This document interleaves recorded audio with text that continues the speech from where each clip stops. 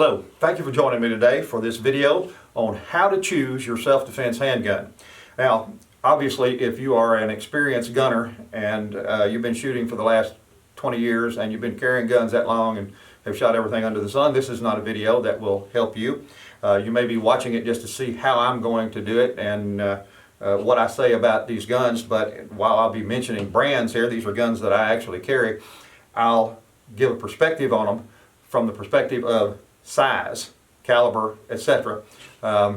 Semi-automatic pistols and one revolver over here, though I want to keep that separate because I'll generally be recommending a semi-automatic pistol to people who are looking for their first handgun or their first self-defense handgun. So that's the direction I'm going to take on this today. I thank you for joining me today, and hopefully this will be helpful to you to give you a little bit of insight before you go into a gun store. That's really what's important, is before you walk into a gun store, you really never know what you're going to find in a gun store. We have some dedicated gun stores here in our area, and there's some very, very capable people working in those stores. One of them just up the street from me here, about 1.5 miles, that I would trust anybody. Just send them over there and say, let them help you, because I trust them that much. Some others, not so much. Larger retailers, questionable sometimes. But these are the guns that I'm going to talk about today and give you a little perspective if you're trying to pick your first self-defense handgun. I'm going to talk about pistols this morning, and what I've got here is I've got a Smith & Wesson Shield in .45 caliber, a Glock 23 in .40 caliber, and a Smith & Wesson 9mm military and police M20 in 9mm. So I'm going to show you, first of all, I've got another camera set up over here that you won't see, but I'm going to show you the difference just in the lengths of these guns, just to give you some perspective on them. And I've got to I'm trying to make sure I've got these in the light just right over here that I'm using. So bear with me. So there is this difference in the barrel sizes. The Smith & Wesson Shield, being classified by Smith & Wesson, I believe, is a subcompact, though it's not by any means what you would call a pocket pistol. And this is in a .45. This is a gun that I carry with me about 60% of the time. I'll have this on me when I'm going throughout my daily business for personal self-defense needs. Going to have a great deal of confidence in. Very well made and very dependable, and a good shooter to boot. Even though it's a small gun in a .45 caliber, good deal of snap to it. It still is a gun that I have a lot of confidence in and that I can shoot well, being able to get that good grip on it. When you go into gun stores today and you walk in, you indicate that you don't have a lot of experience, that you're looking for your first self-defense gun, what they'll often hand you is something like this right here. That's a good choice if somebody hands you a Smith & Wesson Shield. What's not a good choice is when people go in and say they're looking for a primary handgun, something they want to be able to conceal, and somebody behind a gun counter hands them a pocket pistol. It's about that long, you'd hold with 2 fingers. Those are some of the most difficult, hard to access, hard to work, hard to shoot accurate, hard to control guns on the market today. Now, there are some very experienced shooters that use those as a backup gun. Nothing wrong with that, but I'm going to tell you this right now. Since I'm making the video and I'm responsible for what comes out of it, I'm going to say, don't let anybody hand you a pocket pistol, a little bitty pocket pistol for your primary self-defense weapon. Get used to shooting a gun that you can get a grip on, that you can conceal reasonably, but that gives you the firepower you need without having to stick it in a change pocket. It will serve you well if you will wait on that type of handgun and go with something in this size range. And today I'm talking to you, I'm mentioning the brands, obviously I have to, but I'm not promoting a brand here. For every one of these guns here, there are countless excellent guns that in these size ranges from tons of manufacturers that you can purchase. These just show you from a size perspective and from performance perspective what you can do and what there is to choose from. So the Smith & Wesson Shield is the smallest gun that I carry in general, again because of I can get a full grip on it, and it's easily concealable. It's for a .45, it's quite thin. The grip size on it, the length of the grip on it is the same length just about as my Glock 23 down here, which is compact, but the gun is much slimmer than the Glock with a shorter barrel. This is Glock 23. This is a gun that I've carried for about 10 years, and it's a third generation Glock 23, and it's a gun that I haven't had any reason to switch from. It continues to perform very well. I don't need to upgrade to a fourth generation or fifth generation, if that tells you anything. This is a third generation. Any gun that you look at out there, this is a compact model. People have a tendency that are not real familiar with shooting to think that compact means very small. Compact is a mid-sized gun. Compact is something under the size of a full duty pistol, but bigger than a subcompact. It generally means a slightly downsized gun from the full-size model, which this is. The full-size model of this is a Glock 22 in .40 caliber with a little bit longer barrel, a little bit longer grip. This size gun, this gun in Glock comes in a Glock 19 also, which is a 9mm, which is exactly the same size as this gun. Same barrel size, same grip length, same size, everything on the gun, and it comes in 9mm also. Glock is insofar as just virtually every striker fired gun on the market today, they're all modeled after Glocks, and there's been a lot of bells and whistles answered or added. There have been a lot of different features added to them. There are some handsome guns out there that are made in these striker fired models, but the bottom line is they all come back to this platform right here. And when you look down inside of them, they all look similar. But there are some very good guns out there now, some that will give Glock a run for its money as far as durability and dependability and accuracy and all of that. So, but this right here has been the standard in striker fired weapons for a lot of years now. Glock 23, a lot of guns out there in this size. Smith & Wesson makes the in military and police compact, which is larger than the Shield, but smaller than the full-size M20 over here, or 9mm, and it will be just about the size of this Glock 23. And a lot of other manufacturers, Ruger makes one or several, Beretta, they're all making really good guns. Canik makes just great guns with great triggers now that you can get in this size compact, which is one of the more popular sizes to carry either on a belt holster or inside the waistband. And finally, there's a full-size duty pistol. This is a Smith & Wesson M20 9mm, military and police M20 9mm. Trying to make sure you get to see the sides of the gun. Again, in duty pistols, this size gun, there's no real challenge in finding these on the market, either this gun or tons of other ones out there made in full size. Sig Sauer, Beretta, Ruger, Smith & Wesson, Glock, they all make guns in this size right here, full-size duty pistols.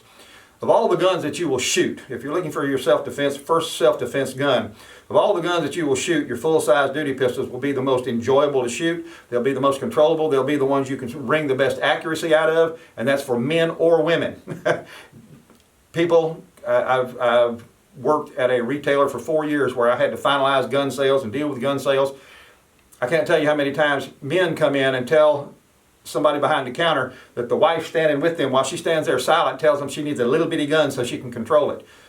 The reality is the little bitty pocket guns are the hardest to control on the market for anybody. A 5-foot-tall woman in reasonably good health can handle this gun regardless of her hand size, and it would be easier for her to shoot than something this size, which is considerably shorter and thinner. What you have here is 3 different size guns that anybody in good health, any adult in good health would be able to handle okay. All of them come in everything from .380 to .45. So in choosing the guns, say, Mark, okay, you've told me the difference in all those, from this size to this size to this size and what all you can get. Which one should I get? That always is the question that people will call me they're just trying to figure out, what do I get? I want to get my first gun, or I want to get the first gun ever that I'm going to carry and use for self-defense. That's what I need to know is, what do you want to do with it? How do you want to use it for self-defense? Do you want to use it for home defense? Do you want to use it on the range, go out on for home defense? You want to carry it around on a four-wheeler out on some land somewhere? How do you want to use it? Do you want to carry it on body throughout the day and keep it concealed? What do you want to do with it? Let me give you a little perspective there. This Smith & Wesson, I told you I carry it about 60% of the time. This Smith & Wesson Shield. It's the smallest gun that I have of these. And the reason that I carry it most of the time is not because it's a 45. I like to shoot, so I've got a bunch of different calibers. I'm not undergunned with any of these, 9mm, 40, or 45. I don't feel, there's nothing that I'm undergunned with here as far as caliber. This 45 right here slips into an inside the waistband holster or into a belly band or a sticky holster, goes down in the inside of my waistband over here, tucks in with my belt around it, and just disappears. And it's the easiest gun that I have to make disappear, yet I can still access it. I can get a full grip on it. I'm confident in shooting it. It shoots 45. It carries 7 rounds of 45, which is the same amount as a commander size 1911. Not that that means anything to you if you're looking for your first handgun. But it does a great job of being concealable and having a reasonable round count and giving me a full grip. But it's the most concealable gun that I have of these, the easiest to conceal, and it's the one I carry with me most often for reasonable personal self-defense needs. And on days where I don't think where concealability is not quite as important as it might be with this, where I'm going into offices and stores and things all day long.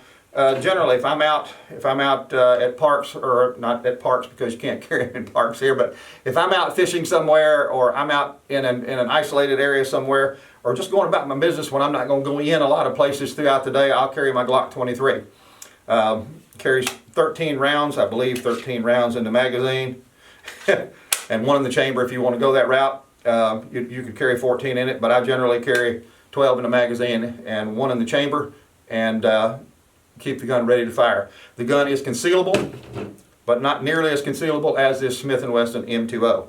I have to work a little bit more. I use a different holster, generally an inside the waistband holster or a belly band, just like I would with this one.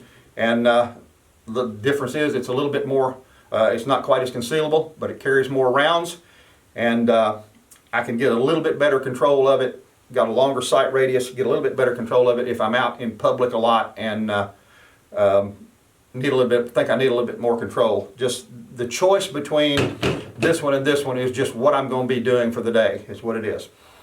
If I'm in a crowded environment, I try to carry this Smith & Wesson M20 and 9mm, 17 rounds in the magazine is what it carries of 9mm.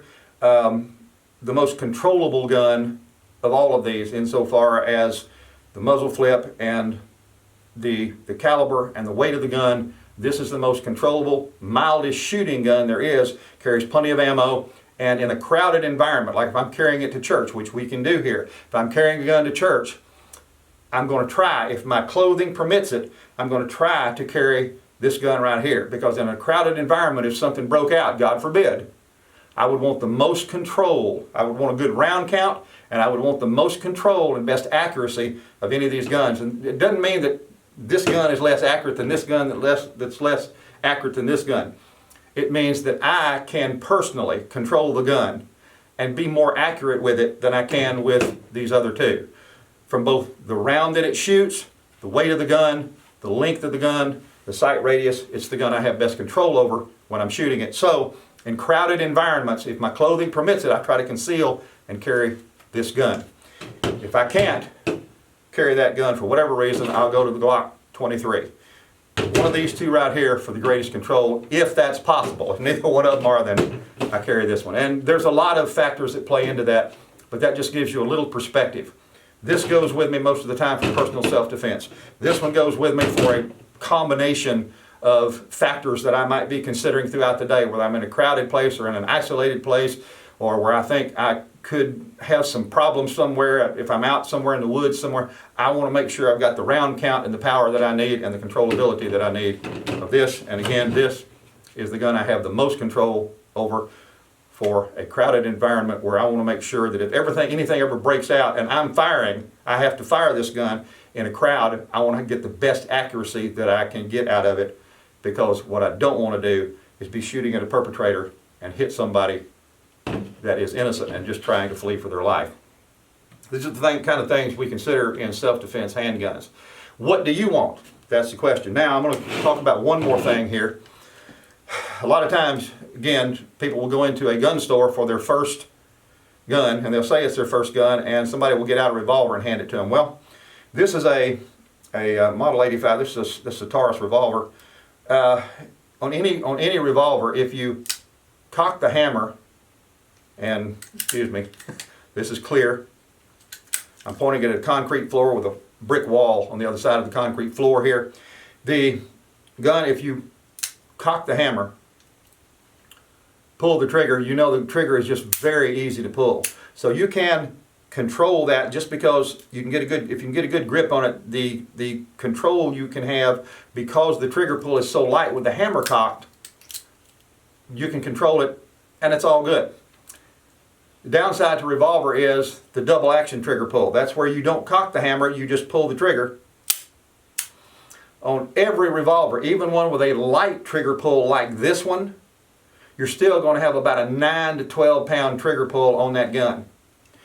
That's really, really heavy.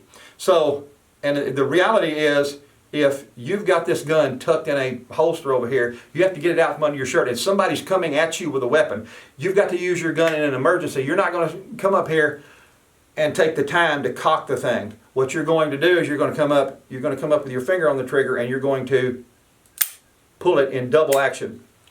Meaning you're going to have that long, hard trigger pull. There are some very experienced gunners all over the nation that use revolvers and use them confidently and use them effectively. I don't recommend a revolver for a primary carry gun, a small revolver, for anybody that's getting their first gun for self-defense. The argument is often, well, they're much more simple. Well, they are. They are simple.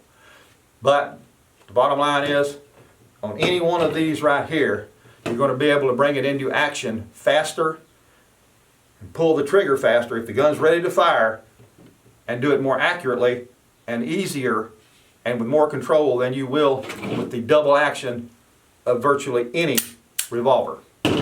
So I don't recommend a revolver for most people that are looking for their first self-defense handgun. There are exceptions to that. You may be one of them. I don't know. But the reality is you want to take some of these, if you can, and at least pull the trigger on them. Dry fire them a few times, handle them, see how they feel, and then pull the trigger on a revolver to see what it would be like. And imagine what it would be like to try to get a really small revolver out of an inside the waistband holder, out of a pocket, get it on target, and with somebody running at you, pull that trigger and keep that shot on target. That's what you have to consider. I hope all of this hasn't been too too detailed, because that can happen. I do a lot of shooting and have done it for a lot of years now. But all of these guns, from this small revolver up through the Smith & Wesson 9mm M20, the Glock 23 40 caliber, the Smith & Wesson Shield in 45. Guns in these size ranges will be what you'll be looking at in gun cases. This is to give you perspective, not to necessarily buy this one or this one or this one, but to look at the sizes of them and consider what you need and what you need most. These two guns, the Shield and my Smith & Wesson M20, both have flip-up safeties on them. Here's the flip-up safety on this one. If I can get it in the light, right here. Or excuse me, it's right here. And the flip-up safety on this Smith & Wesson big M20 here, military and police, is like a 1911 safety right there.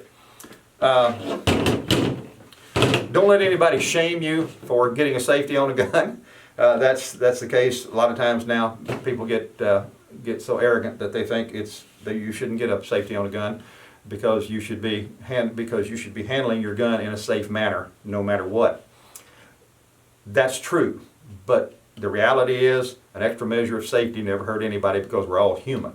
You should always, no matter whether you've got a safety on that gun or not, you should be handling the guns with safeties the same as you should with a gun that has no safety, with the same exact degree of care and caution.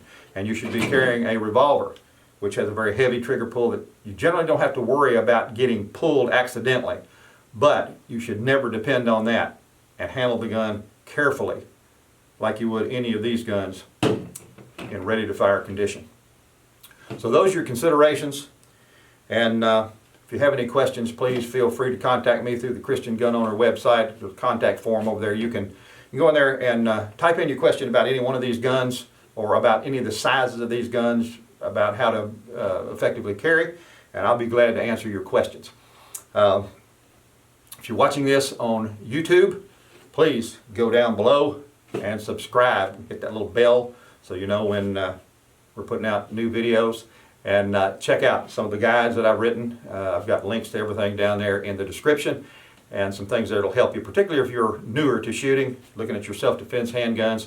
There's a whole section on the Christian Gun Owner website for new shooters, and I've written a guide also that's very inexpensive and talks about 7 errors in handgun shooting that people develop, but it's actually in 7 stages, all the errors that can develop through shooting as you go. People get a little uncomfortable with something, they start developing a habit that becomes a bad habit. I've got those errors in that guide and shows you how to avoid them and how to overcome them if you've already developed them. So check it all out. Thank you for joining me this morning. I hope this helped you some. Please feel free to ask any questions you need to ask me personally. Check out the guides down below. And I'll see you again very soon in the next Christian Gun Owner video. See you later.